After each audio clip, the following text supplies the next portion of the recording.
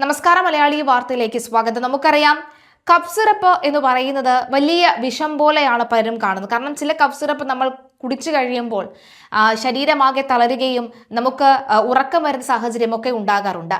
കഴിഞ്ഞ കുറച്ച് നാളുകൾക്ക് മുൻപ്, ഏകദേശം ഒരു 2 വർഷം മുൻപ്, കഫ് സിറപ്പ് കുട്ടികൾക്ക് വാങ്ങാൻ കഴിയാത്തൊരു സാഹചര്യം ഉണ്ടായിരുന്നു. കൃത്യമായി ഡോക്ടറിന്റെ കുറിപ്പടി ഇല്ലാതെ കുട്ടികൾക്ക് കഫ് സിറപ്പ് നൽകില്ല എന്ന് വ്യക്തമാക്കിയിരുന്നു.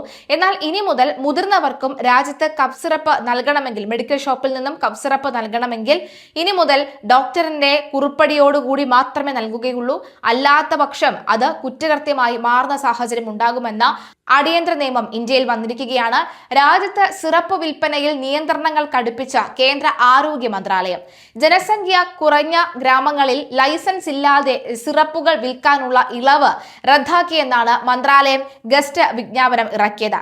സിറപ്പുകളെ ഷെഡ്യൂൾ കെ വിഭാഗത്തിൽ നിന്നും ഒഴിവാക്കിയെന്നാണ് വിജ്ഞാപനത്തിൽ പറയുന്നത്. സിറപ്പുകൾ ഡോക്ടറുടെ കുറിപ്പടി ഇല്ലാതെ വിൽക്കുന്നതിലടക്കം നേരത്തെ കർശന നിയന്ത്രണം കൊണ്ടുവന്നിരുന്നു. സിറപ്പുകളുടെ ഉൽപാദനം, വിതരണം എന്നിവയിൽ കർശന നിയന്ത്രണങ്ങൾ പാലിക്കണമെന്നും കേന്ദ്ര ആരോഗ്യ മന്ത്രാലയം പ്രസ്താവനയിലൂടെ അറിയിച്ചു. വ്യാജ കഫ് സിറപ്പുകൾ കഴിച്ച് 22 കുട്ടികൾ മധ്യപ്രദേശിൽ മരിച്ചതിന് പിന്നാലെയാണ് കടുത്ത നിയന്ത്രണങ്ങൾ കൊണ്ടുവന്നത്.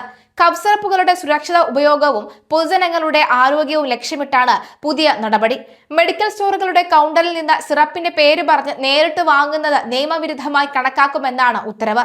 രാജ്യവ്യാപകമായി പരാതികൾ ഉയർന്നതിന്റെ അടിസ്ഥാനത്തിലാണ് സിറപ്പുകൾ വാങ്ങുന്നതിൽ നിയന്ത്രണം ഏർപ്പെടുത്തിയത്. വ്യാജ സിറപ്പ് കഴിച്ച മധ്യപ്രദേശിലെയും രാജസ്ഥാനിലെയും നിരവധി കുട്ടികൾ മരിച്ചതിന്റെ പശ്ചാത്തലത്തിലാണ് കേന്ദ്ര ആരോഗ്യ മന്ത്രാലയം കർശന നടപടി സ്വീകരിച്ചിരിക്കുന്നത്. മധ്യപ്രദേശിൽ 20ഓളം കുട്ടികൾ വ്യാജ സിറപ്പുകൾ കുടിച്ച് മരിക്കുകയും ഈ സംഭവത്തിന്റെ അടിസ്ഥാനത്തിൽ കുട്ടികൾക്ക് നൽകുന്ന സിറപ്പുകൾക്ക് നിലവിൽ എല്ലാ സംസ്ഥാനങ്ങളിലും ഈ നിയമം ഏർപ്പെടുത്തുകയും ചെയ്തിരുന്നു. 1945 ഡ്രഗ്സ് റൂൾസിന്റെ 5ാമത്തെ അമെന്റ്മെന്റിലാണ് ഈ ഭേദഗതി ഇപ്പോൾ കൊണ്ടുവരുന്നത്.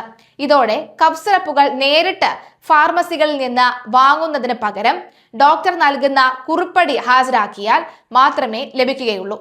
കഫ് സിറപ്പുകളുടെ ഉപയോഗവും വിൽപ്പനയും ശക്തമായി നിയന്ത്രിക്കാൻ കേന്ദ്ര സംസ്ഥാന സർക്കാരുകളുടെ ലോകാരോഗ്യ സംഘടനയും തീരുമാനിച്ചതിന് പിന്നാലെ അതീവ ഗുരുതരമായ ചില ആരോഗ്യ സുരക്ഷാ കാരണങ്ങളുമുണ്ട്. പ്രധാന കാരണങ്ങൾ ഏതൊക്കെ നോക്കാം. മാരകമായ രാസവസ്തുക്കളുടെ സാന്നിധ്യമാണ് അതിലൊന്ന്.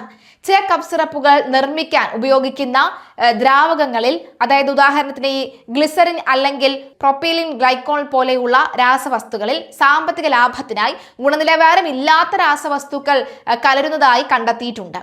2, ഈ ഡൈത്തിലീൻ ഗ്ലൈക്കോൺ, DEG എന്ന് അറിയപ്പെടുന്ന എത്തിലീൻ ഗ്ലൈക്കോൺ തുടങ്ങിയ വ്യാവസായിക ആവശ്യങ്ങൾക്ക് ഉപയോഗിക്കുന്ന വിഷാംശമുള്ള കെമിക്കലുകൾ സിറപ്പുകളിൽ കലരുന്നത് അന്താരാഷ്ട്ര തലത്തിലും ഇന്ത്യയിലെ വിവിധ സംസ്ഥാനങ്ങളിലും, പ്രത്യേകിച്ച് മധ്യപ്രദേശ്, രാജസ്ഥാൻ തുടങ്ങിയ സംസ്ഥാനങ്ങളിലും നിരവധി കുട്ടികളുടെ മരണത്തിന് ഇടയാക്കിയിട്ടുണ്ട്.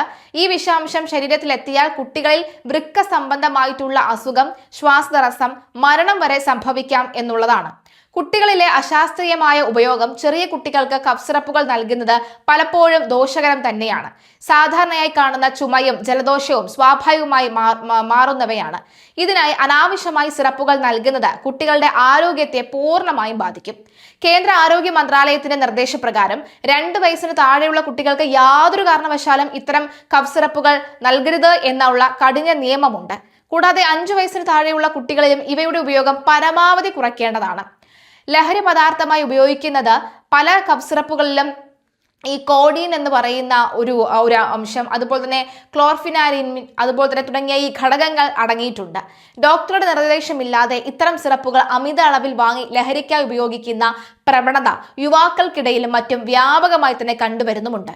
ഇത് കടുത്ത അഡിക്ഷനും അതുപോലെ തന്നെ ഈ നാഡീവ്യൂഹ തകരാറുകൾക്കും മറ്റും മാനസികമായിട്ടുള്ള പ്രശ്നങ്ങൾക്കും കാരണമാകുന്നുമുണ്ട്.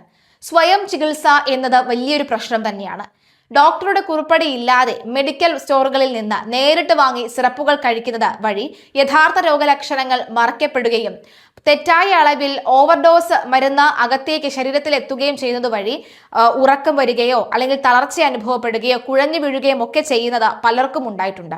ചില ചുമകളൊക്കെ തന്നെ കുറച്ച് ദിവസം കഴിയുമ്പോൾ ചൂടുവെള്ളം കൊണ്ടോ ഇഞ്ചി വെള്ളം ഒക്കെ കൊണ്ട് വെള്ളം കുടിച്ചു കഴിയുമ്പോൾ അത് മാറാനുള്ള സാധ്യതയുണ്ട്. അല്ല എന്നുണ്ടെങ്കിൽ തീർച്ചയായും ഒരു ഡോക്ടറിനെ കണ്ട് അതിനുള്ള കൃത്യമായ മരുന്ന് എഴുതി വാങ്ങിച്ചതിന് ശേഷം മാത്രമേ ആ മരുന്ന് ഉപയോഗിക്കാൻ പാടുള്ളൂ. അല്ലാത്ത പക്ഷം നമ്മുടെ മരണം പോലും സംഭവിക്കാമെന്ന വലിയൊരു വസ്തുതയാണ് നമ്മുടെ മുന്നിൽ ഉള്ളത്.